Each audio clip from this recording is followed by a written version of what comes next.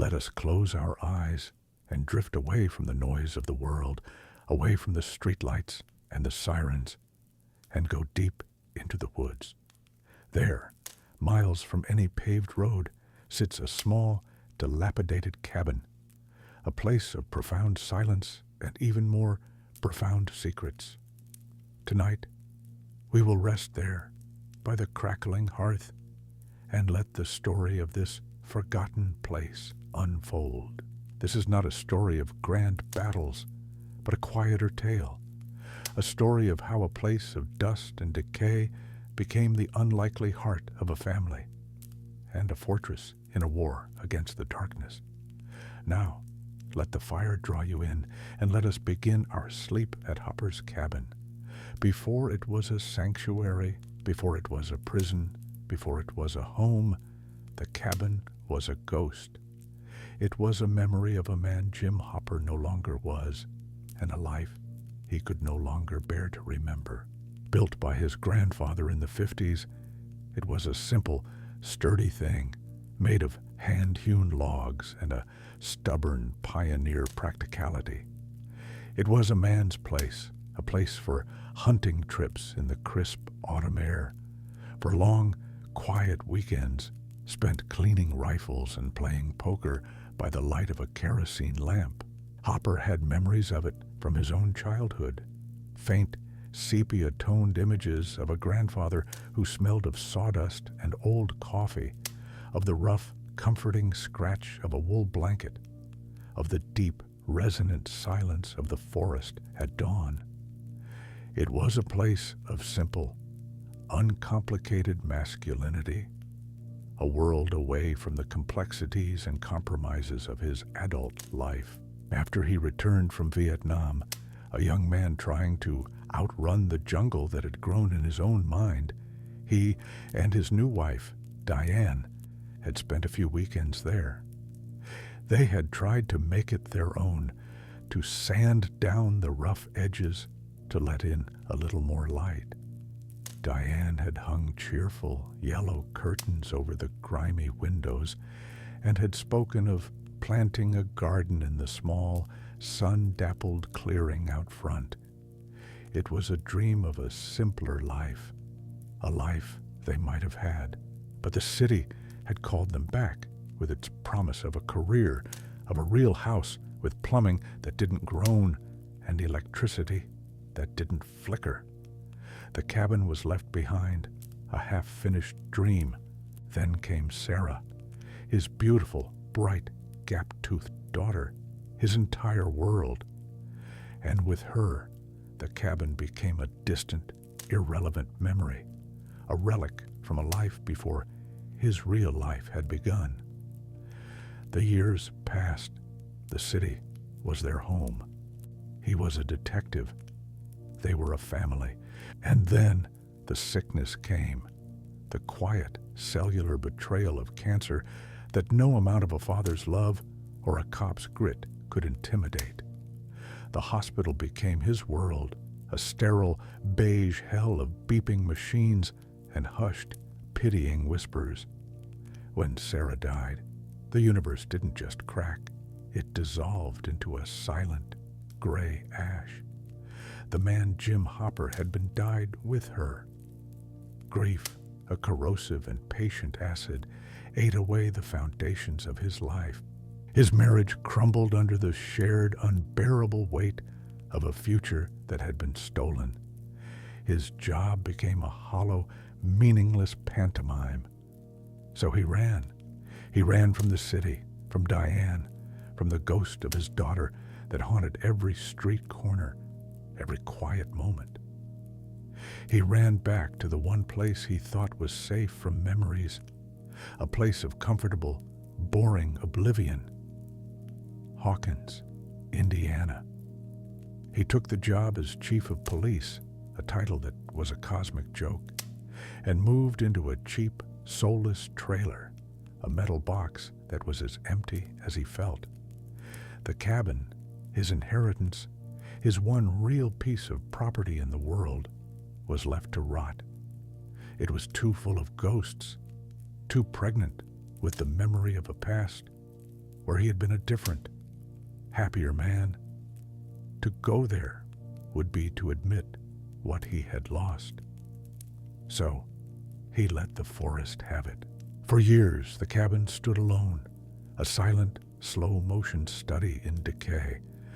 The yellow curtains Diane had hung faded to a pale, ghostly white, then tattered and tore, eaten by sunlight and time. A thick layer of dust, the fine gray silt of forgotten years, settled on every surface, covering the floors, the furniture, the cold, empty hearth. Spiders, the forest's patient weavers, spun intricate silver webs in the corners of the rooms, their delicate creations the only sign of life. Mice nested in the stuffing of the old armchair. A family of raccoons took up residence in the chimney, their chittering cries the only voices the cabin heard. The forest itself began to reclaim its territory. Moss grew thick on the north side of the roof.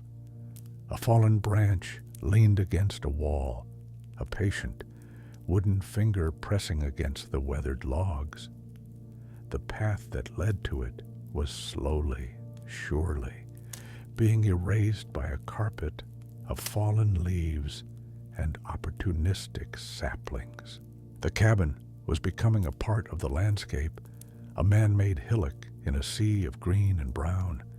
It was a place of profound, deep silence, a place outside of time. It held its breath, waiting.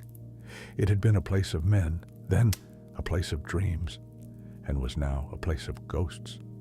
It was waiting for a new story, a new purpose. It was waiting for two new ghosts, a broken man and a lost girl, to stumble through its door and, in their shared desperate need for a sanctuary, to finally truly wake it from its long, dusty sleep. The first tremor of the cabin's awakening did not happen at its door, but in the dark, silent woods that surrounded it. It began as a secret ritual, an act of blind, desperate faith, performed by a man who had stopped believing in anything. In the year following the impossible, terrifying events of 1983, Jim Hopper was a man living a double life. To the town of Hawkins, he was the hero cop who had found the lost Will Byers, a man who had restored order to their shattered world. But privately, he was a guardian of a terrible secret, a veteran of a war no one else knew had been fought, and he was haunted by the memory of the girl who had won that war for them.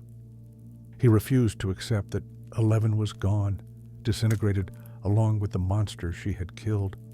His cop's intuition, now recalibrated to a universe that included other dimensions, told him she was still out there somewhere. So he began his pilgrimage. Every day after his shift, he would drive his Blazer down a series of winding, unmarked dirt roads, a path he had memorized, a path that led to nowhere. He would pull over at a specific, unremarkable spot, a place where the trees grew thick and the darkness felt a little deeper.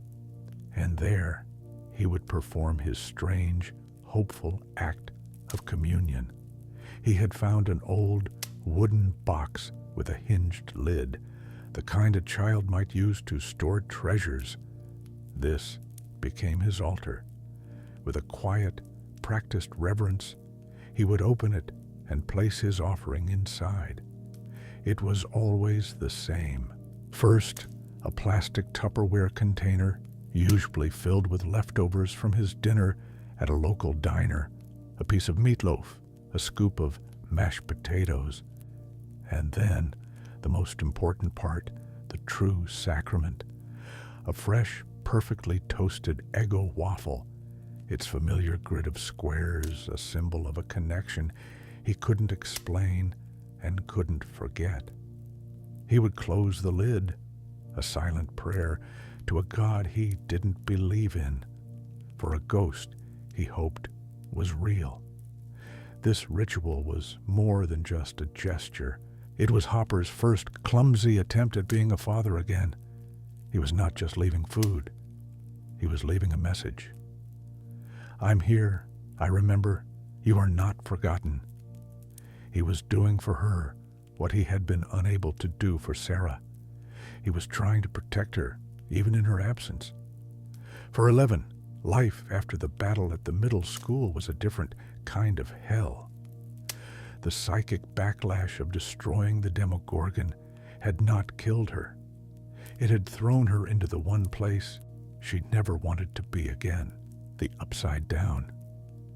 She had survived there for a time, a ghost in a world of ghosts, before clawing her way back through a small, temporary rift in the walls of the school. But the world she returned to was no longer safe. The bad men were still out there, cleaning up their mess, hunting for her, their greatest loose end.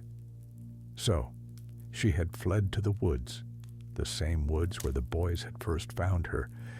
She became a feral child, her immense power now a tool for simple, brutal survival.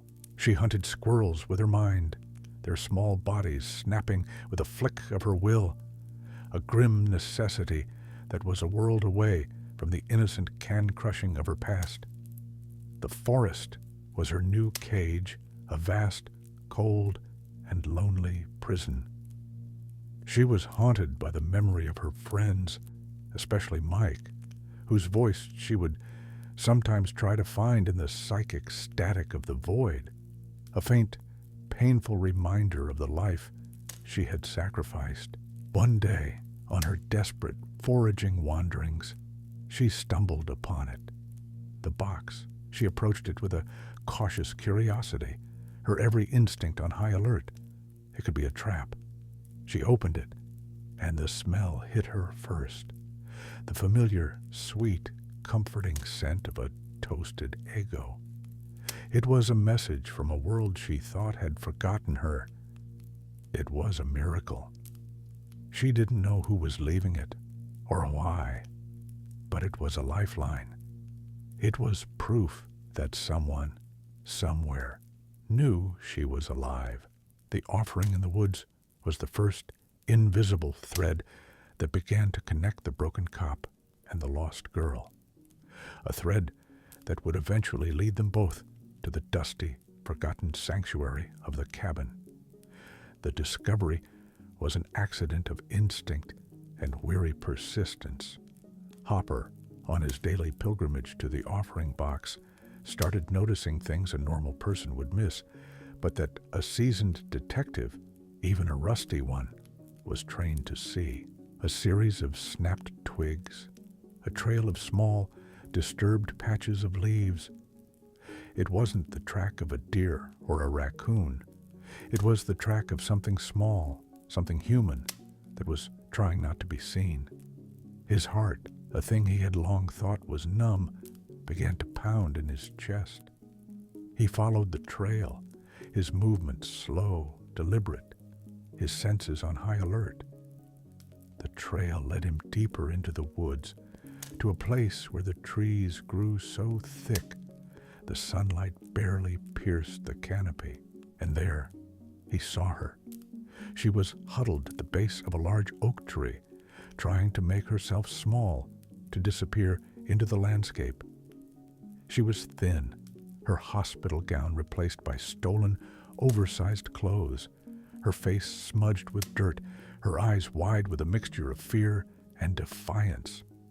She looked less like a child and more like a cornered animal. For a moment, they just stared at each other. Two ghosts meeting in a haunted wood. Hopper's first instinct was to reach for his gun, a reaction born of years of training. But he stopped himself. This wasn't a threat. This was a child he had been leaving food for, a child he had been praying for in his own secular, hopeless way. His second instinct, the one that came from a deeper, more buried part of himself, was to run.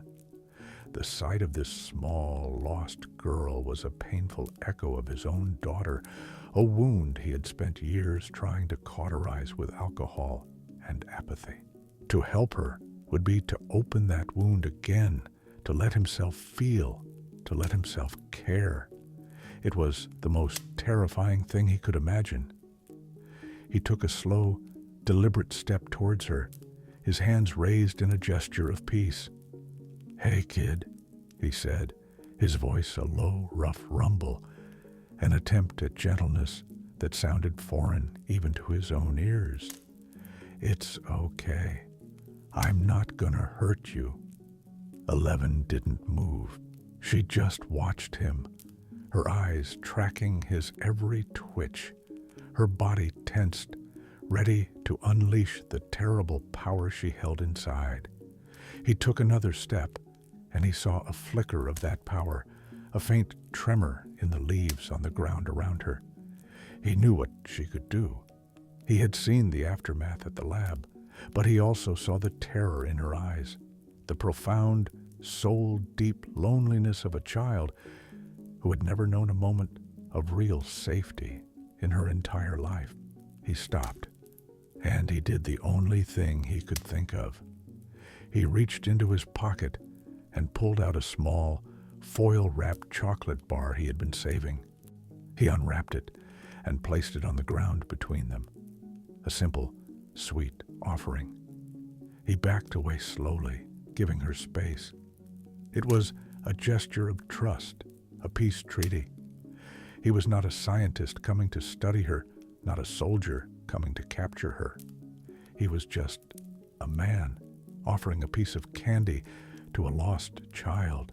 It was this simple, human act that broke the spell. She watched him, and then her eyes flickered down to the chocolate. Slowly, hesitantly, she reached out and took it. The pact was sealed. The rescue was not a dramatic, heroic affair. It was a quiet, fragile truce. He led her back to his blazer, her small frame dwarfed by the massive truck. The journey to the cabin was a silent one. The only sound the rumble of the engine and the crunch of tires on the dirt road. For 11, it was a journey into the unknown, a surrender to a man who was a stranger, but who had, for some reason, shown her a moment of kindness. For Hopper, it was a journey back into a past he had tried to bury, a journey towards a future he could not possibly have imagined. He was a man who had run from fatherhood, and he was now driving a new, impossibly powerful daughter to the one place he had sworn he would never go again. He was taking her home. The arrival at the cabin was a return to a world Hopper had long since abandoned. As he turned the key in the rusty lock, the sound of the tumblers grinding was like a key turning in his own memory. The door swung open with a low, mournful groan, and the smell of the place hit them first. A thick, musty scent of dust, of decay, of time itself. For Hopper, it was the smell of his own neglect, a physical manifestation of the parts of himself he had let rot. For 11, it was just another strange, new smell in a world of overwhelming sensory input. Hopper stepped inside, his boots echoing on the dirty floorboards, and for a moment he was paralyzed by the sheer, oppressive weight of the past. He saw the faded yellow curtains his wife had hung, now tattered and gray. He saw the cold, empty hearth where his grandfather had once told him stories. The cabin was a mausoleum, and he had just brought a living child into it. But the sight of 11, standing small and uncertain in the doorway, her eyes wide as she took in the dusty, spiderweb-covered room, snapped him out of it. He had a mission. He had to make this place a home. The first act of this new life was to bring in the light and the warmth. He strode over to the fireplace, his movements suddenly full of a purpose that had been absent from his life for years. He swept out the old ashes, the remains of a fire that had died a decade ago, and laid a new one. The strike of the match, the crackle of the kindling catching, the slow, steady roar as the logs began to burn. It was a sound of rebirth. The fire pushed back the damp chill of the cabin, its flickering orange light dancing across the walls, chasing the long, dark shadows into the corners. It was a small, primal act of creation, a declaration that this place was no longer dead. While the fire grew, he went to work on the rest of the house. He ripped down the tattered old curtains, letting in slivers of winter sunlight that illuminated the thick clouds of dust his movements had disturbed. He found an old broom and began to sweep, the rhythmic scrape of the bristles on the wood a comforting domestic sound. He was not just cleaning a house. He was performing an exorcism, sweeping away the ghosts of his own grief and neglect. For 11, this was all a strange, fascinating pantomime.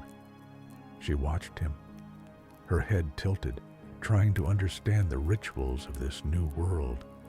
She'd never known a home, only a lab. The concept of cleaning, of making a place comfortable, was alien to her. She tentatively reached out and touched a dusty tabletop, her finger leaving a clean streak, a small mark of her own presence in this forgotten place. But the creation of this new home was also the creation of a new set of rules.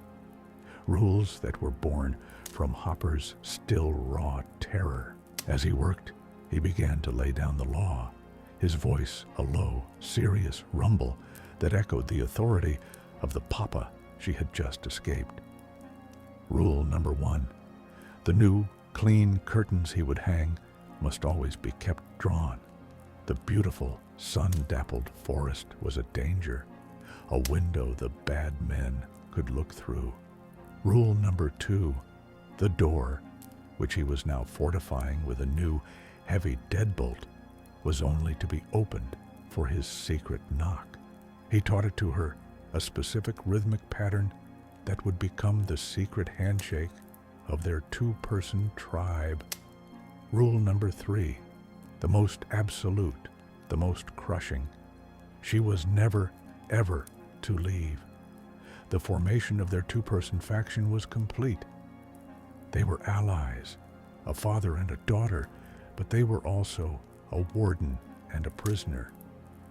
The cabin was now their fortress, their sanctuary, and their cage. It was a place of warmth and safety, but it was also a place of profound, enforced isolation, a paradox that would come to define their entire life together.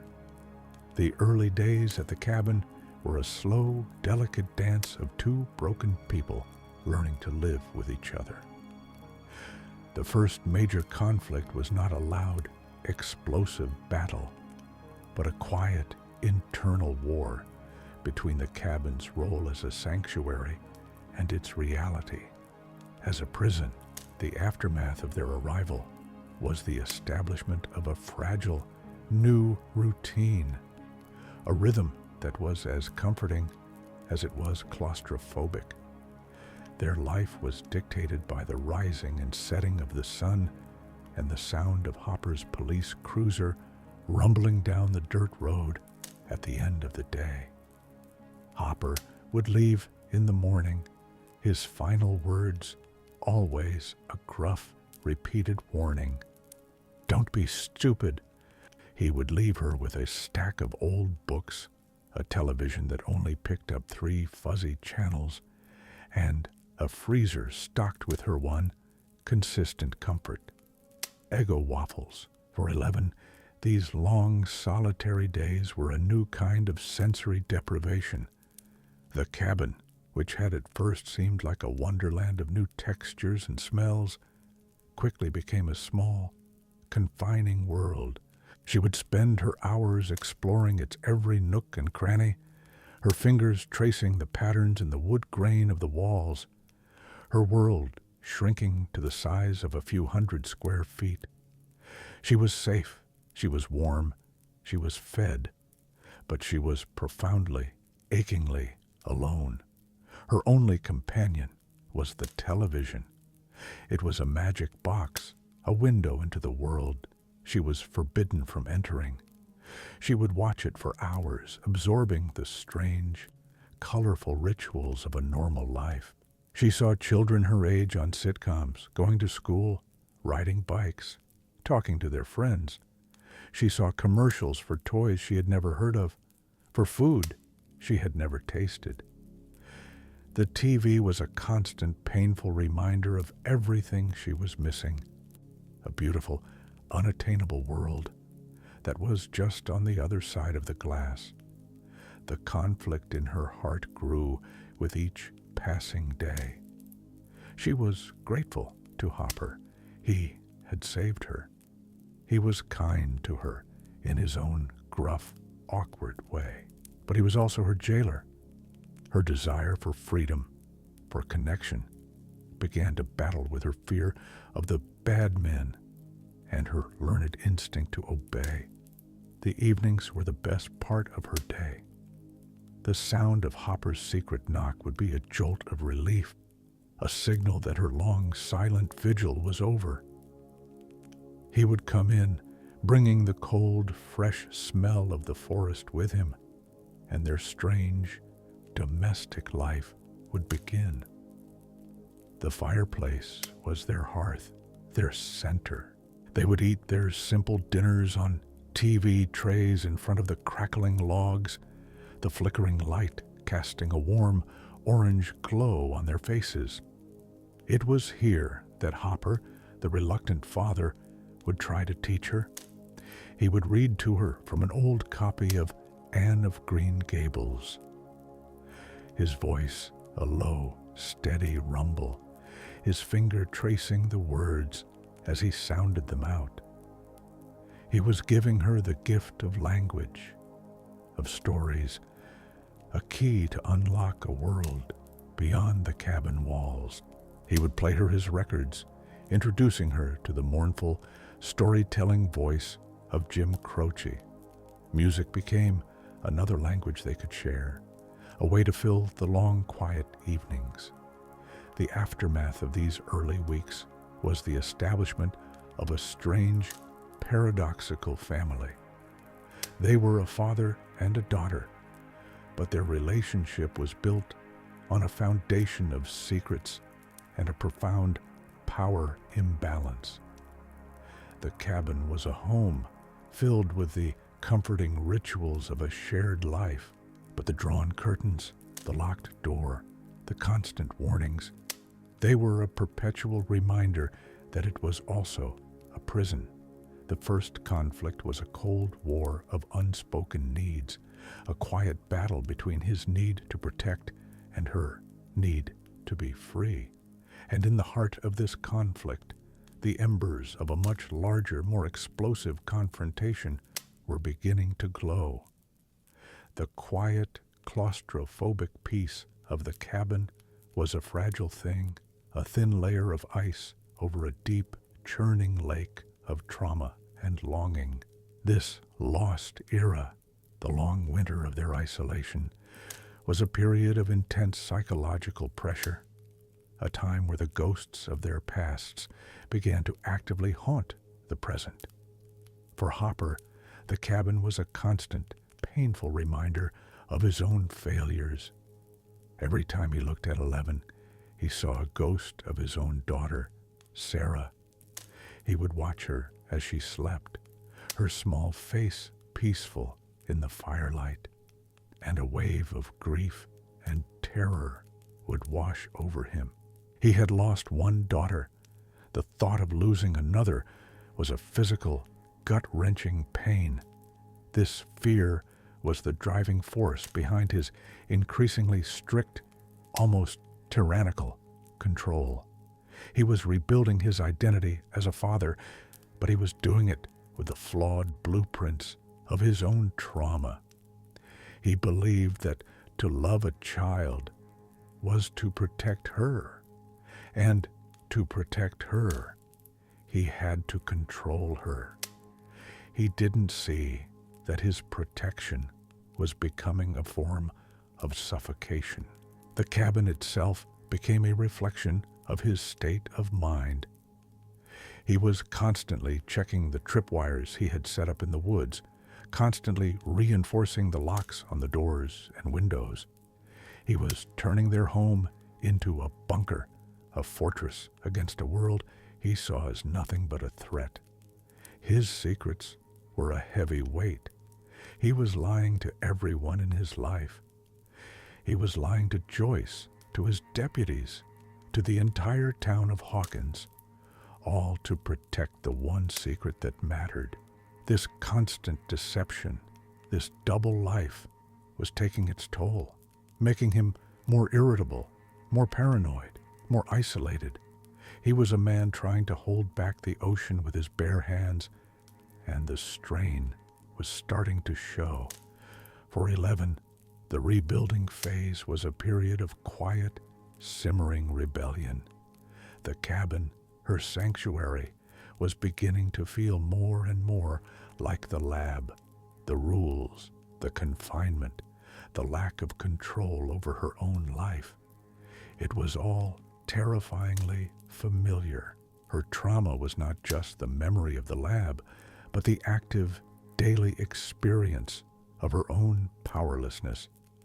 The one secret she had, her one act of defiance, was her power.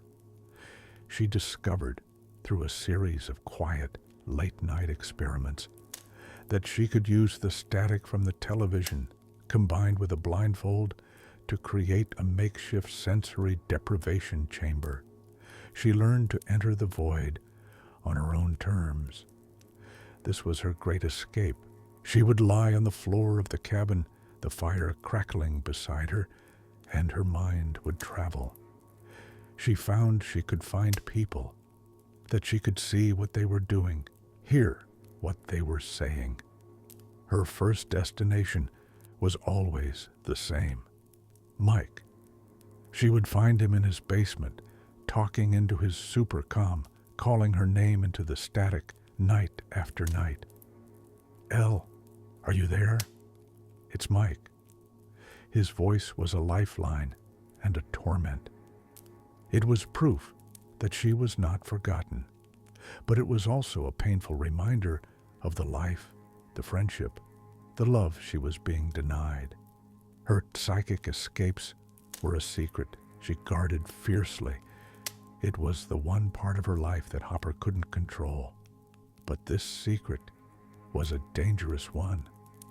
It was a rebellion that was leading her down a path of defiance, a path that was on a direct collision course with Hopper's own fear-fueled control.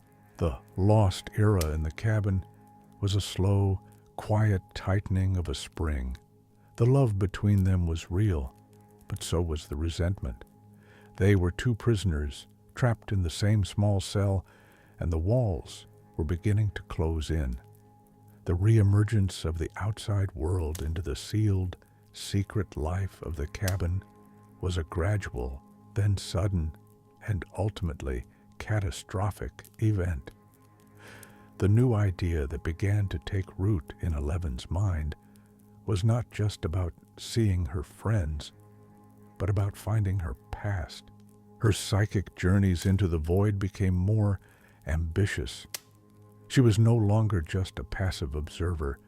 She was an active investigator, a detective in the landscape of her own forgotten history. The first signs of this new quest came in the form of fragmented, dreamlike images. She would be in the void, and a new face would appear in the darkness. A woman, her face filled with a strange fierce love, repeating a series of cryptic words. Breathe, sunflower, rainbow. 11 didn't understand what it meant, but she felt the emotional resonance, the deep, primal connection. She knew with a certainty that was bone deep that this was her mother. The suspense built as she began to actively search for this woman.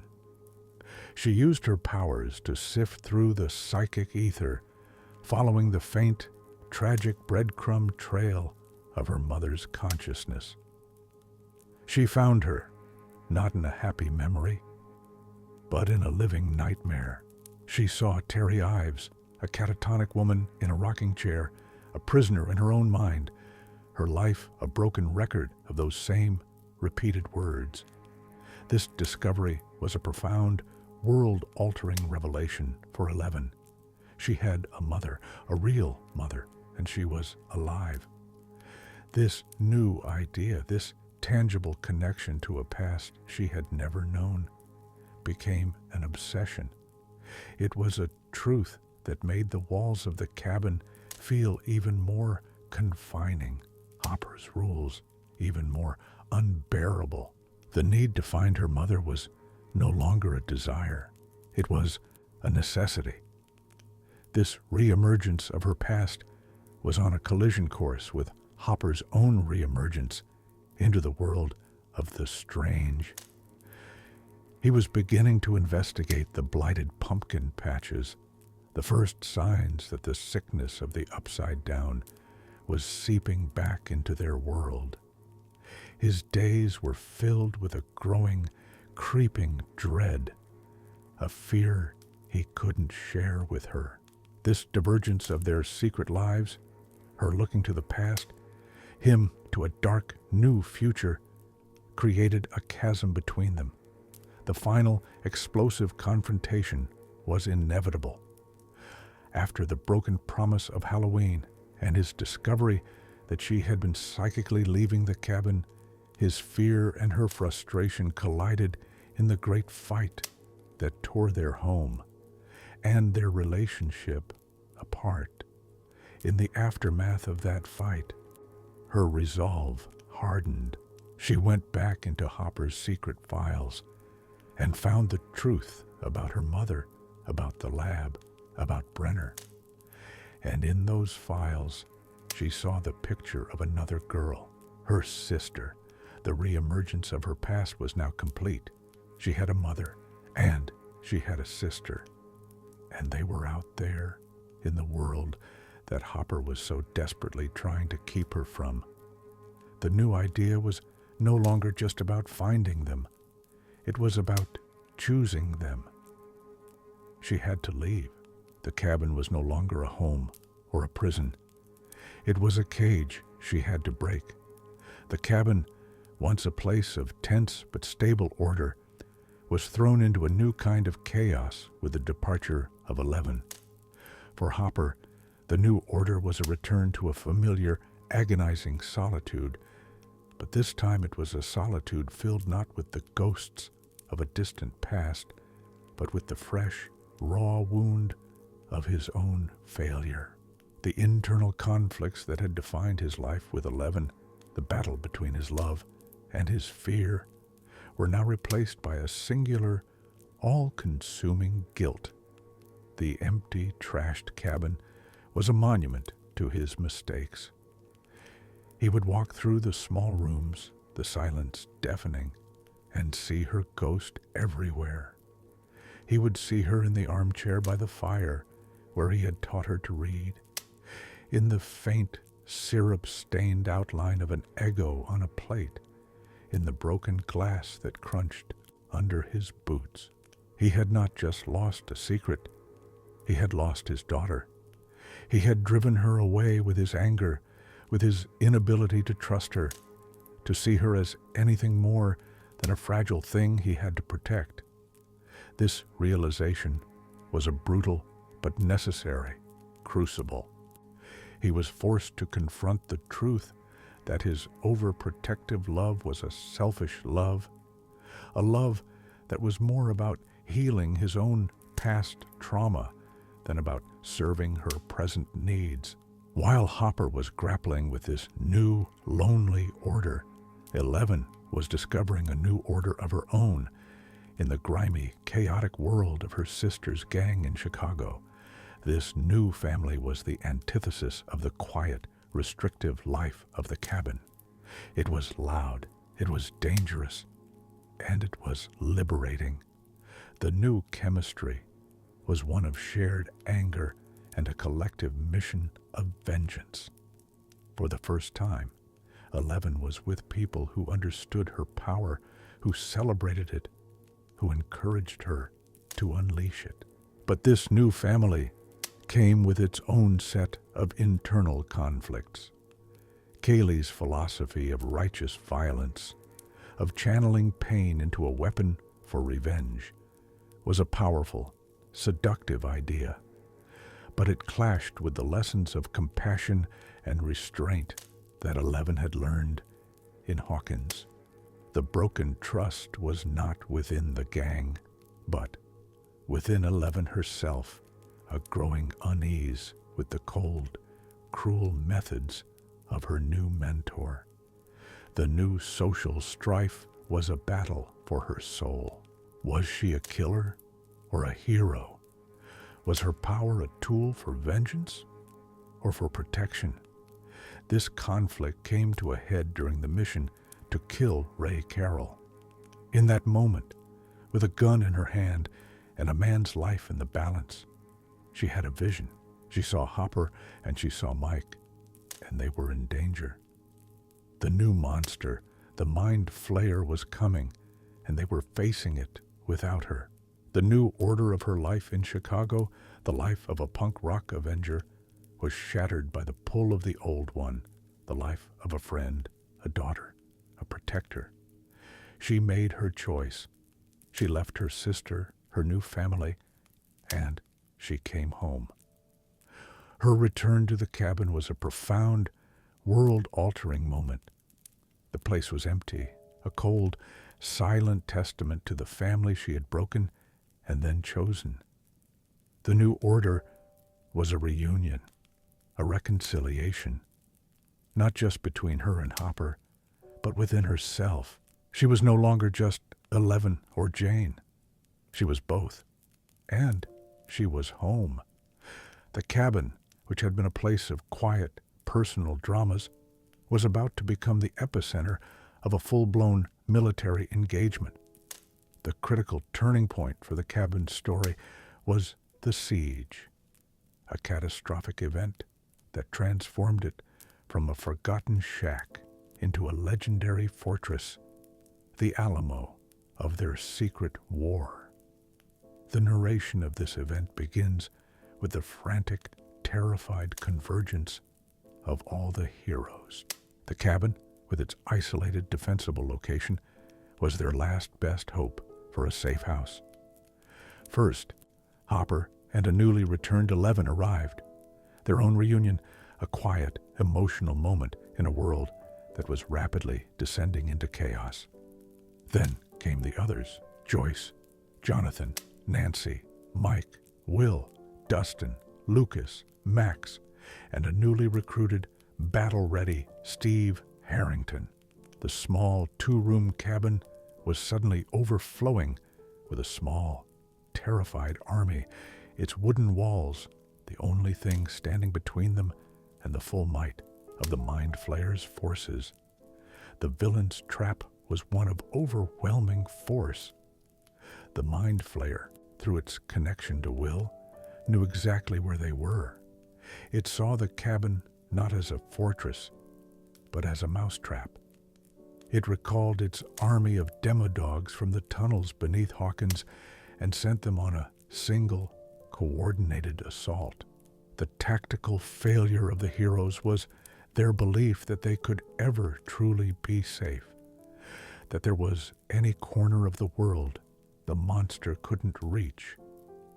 The attack began with a sound, a horrifying, rhythmic thudding against the walls, the sound of a demodog's body being hurled against the cabin like a living battering ram.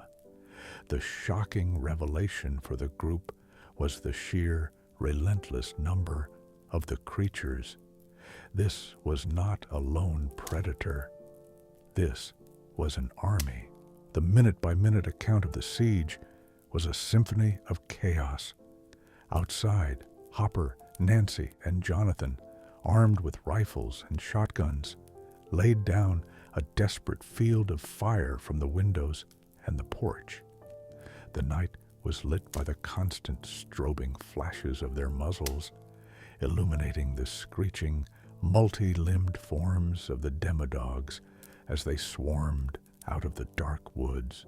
Steve stood on the porch, a lone sentinel with his nail-studded baseball bat, a terrifyingly analog weapon in a supernatural war, swinging with a desperate, primal fury.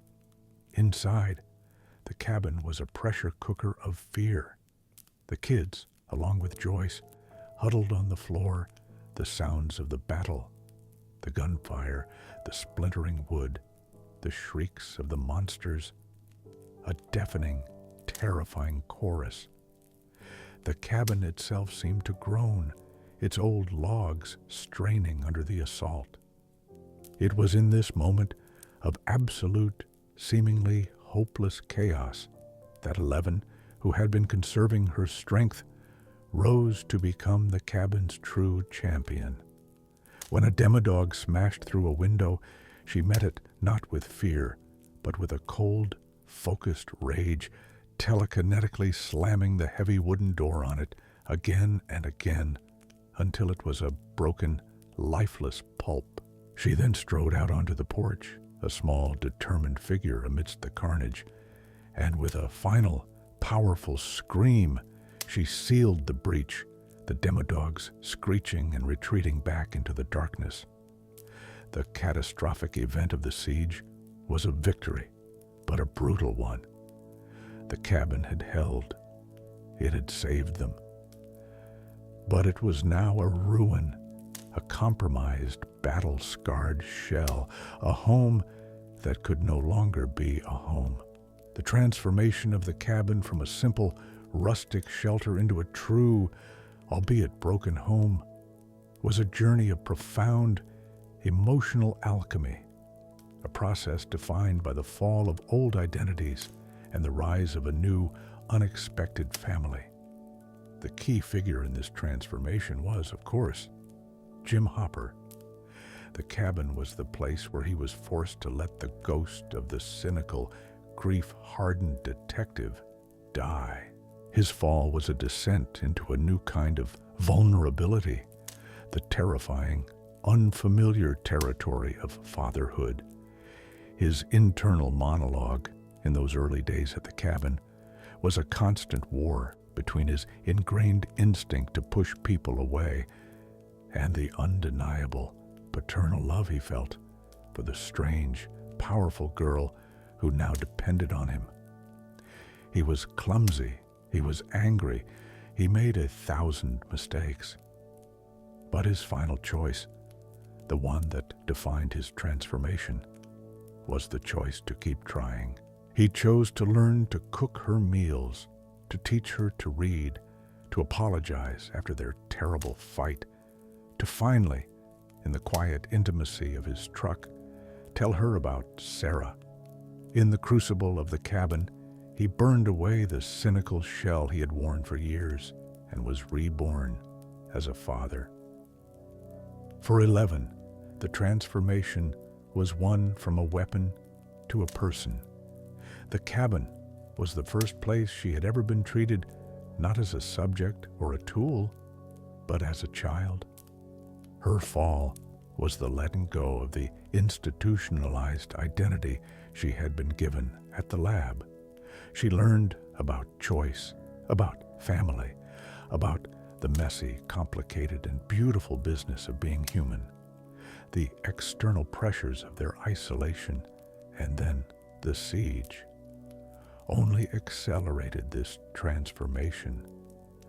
In the quiet solitude, she learned to be a daughter. In the chaos of the battle, she learned to be a protector. not because she was ordered to, but because she chose to be. The cabin itself was transformed. It fell from being a forgotten relic of the past into a living, breathing home. It absorbed their arguments and their shared silences, the smell of wood smoke and Eggo waffles, the sound of Jim Croce on the record player. And then it was transformed again into a fortress, a battlefield, its wooden walls bearing the scars of their desperate, heroic stand. The fall of the cabin's peace was the rise of its legend. It was no longer just a place in the woods. It was the place where their family was truly forged, the place that proved that a home is not something you find, but something you build, and something you are willing to fight for. After the harrowing siege and the final successful closing of the gate, the cabin entered a new phase of its existence. It was a place of quiet, bittersweet memory, a symbol of the hard-won peace that defined the summer of 1985. The introduction of this new era saw Hopper and Eleven move out of the cabin and into a proper house in town, an attempt to build a truly normal life.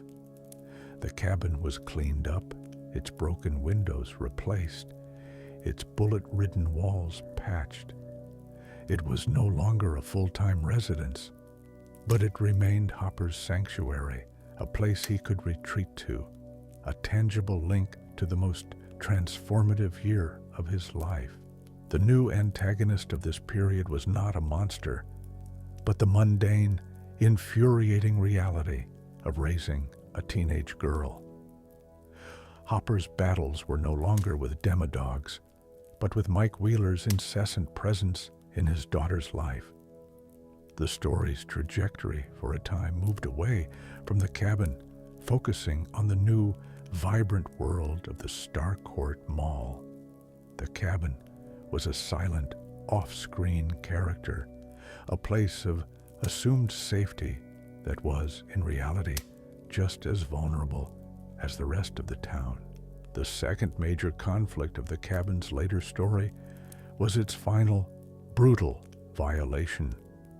While the heroes were scattered, fighting their own battles against the Russians and the Flayed, the Mind Flayer, in its new, grotesque physical form, tracked them.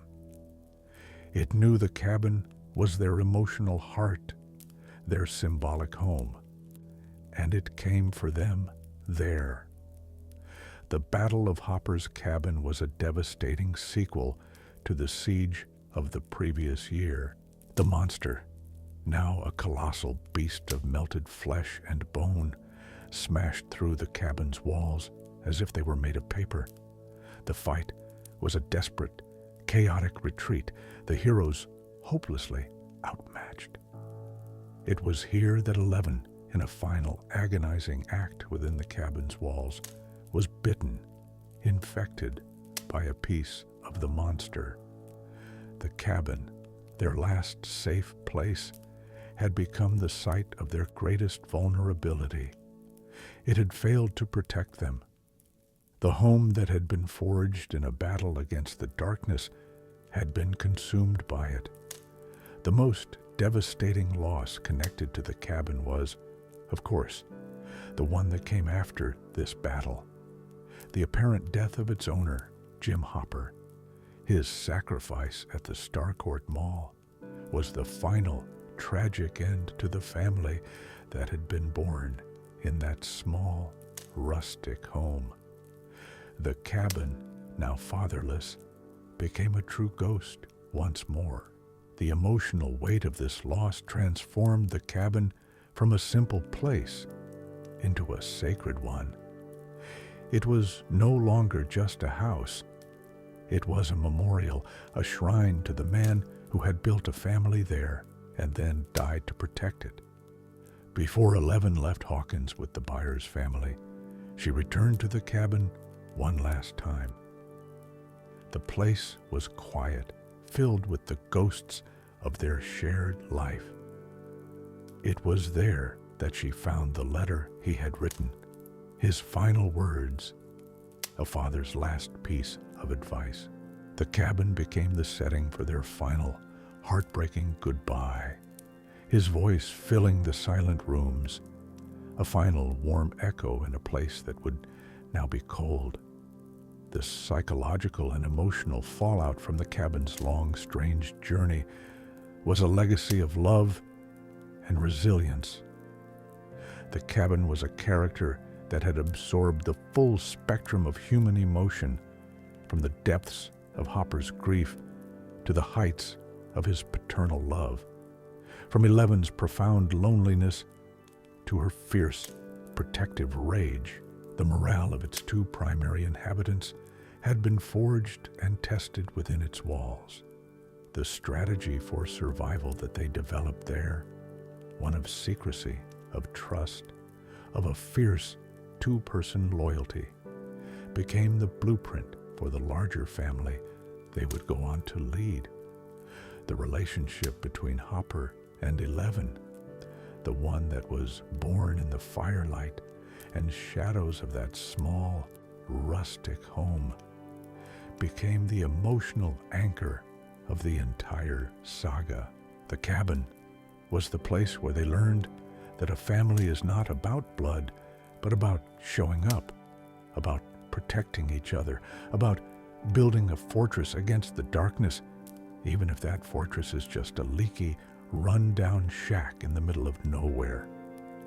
It was the heart of their story, and its memory, its legacy, would be the fuel that would carry them through the even darker days to come.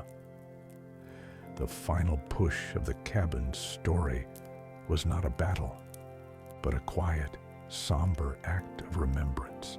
After the devastation of the Starcourt battle and the loss of Hopper, the cabin became the setting for the story's emotional climax. The preparation for the end of this chapter of their lives was the Byers family's decision to leave Hawkins. The cabin, now implicitly belonging to Eleven, was a piece of her past that she had to say goodbye to. The character talks before the storm of her new life in California took place within its silent, memory-soaked walls. It was here that she returned, alone, to read the letter Hopper had written. The cabin was no longer a prison or a fortress. It was a sanctuary of grief, a place where she could connect with the ghost of her father one last time. The final confrontation was not with a monster, but with the overwhelming weight of her own loss. As his voice filled the room, reading the words he had never had the courage to say, the cabin became a church, a sacred space. It was a moment of profound, heartbreaking closure. The cabin had served its final purpose. It had been the place of their beginning, and now it was the place of their first ending. It had taught a father how to love and a daughter how to be loved, and now it was teaching her how to grieve. The final confrontation and climax of the cabin's active story was the brutal, terrifying siege by the physical form of the Mind Flayer. The monster, a grotesque behemoth of melted flesh and bone, smashed through the cabin's walls, a horrifying violation of their one safe space. The interweaving perspectives of the fight were a study in desperation.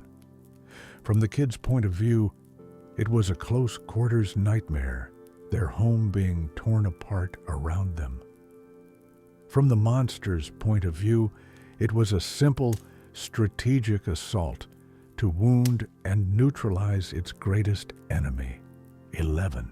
The climax of the fight was the moment the monster's tendril lashed out and bit Eleven's leg, leaving a parasitic piece of itself behind.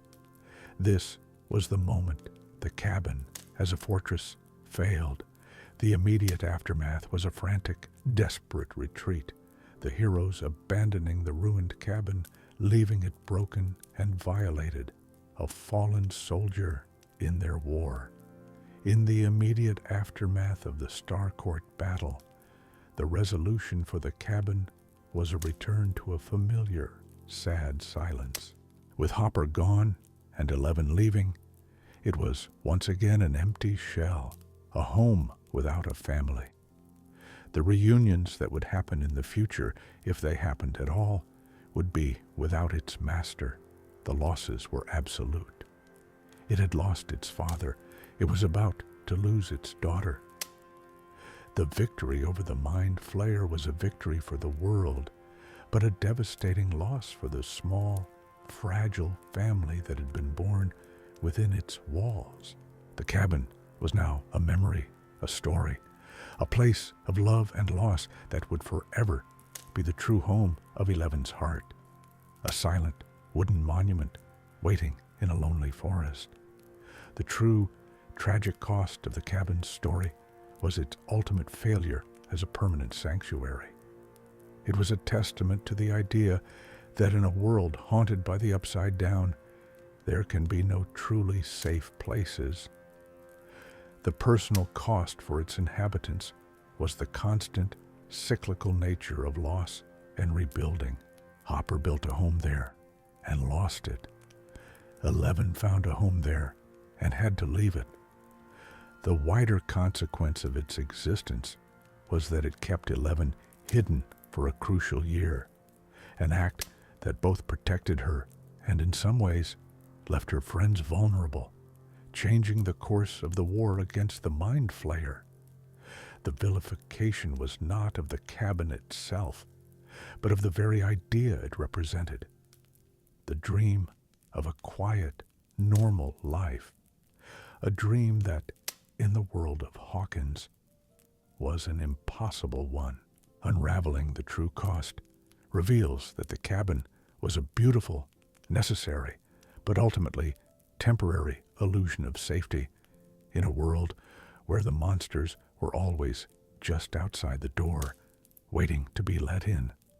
The long-term legacy of Hopper's cabin is that it is the emotional and geographical heart of the entire Stranger Things saga. Its impact is not measured in the battles won or lost, but in the family that was forged within its four walls.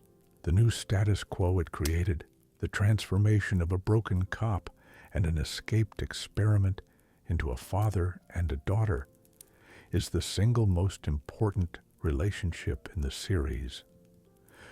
The lasting scars on the cabin are the physical and emotional memories of the love and violence it has witnessed. The bullet holes and boarded-up windows are a testament to its role as a fortress, while the memory of Firelight and Jim Croce on the record player are a testament to its role as a home.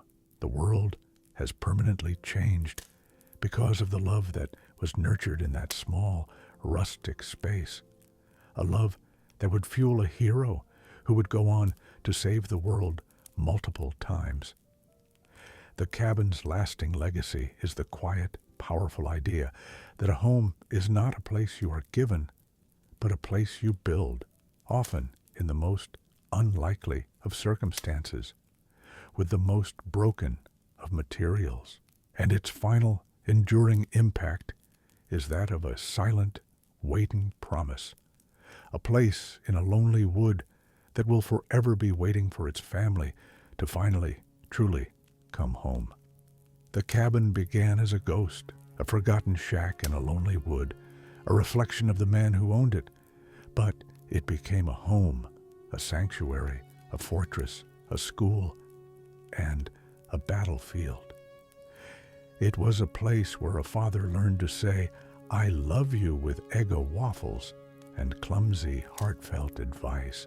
It was a place where a daughter learned that a family is not something you are born with, but something you fight for.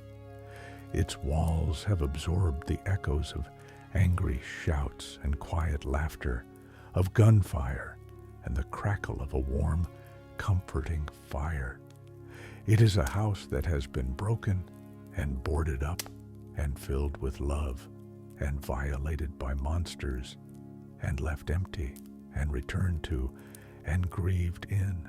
It is a testament to the idea that the most sacred places are not the ones that are perfect, but the ones that have survived. But as we leave it now, silent and empty in the heart of the forest, with the wind whispering through the pines and the fire long since turned to ash, one final question lingers in the quiet darkness.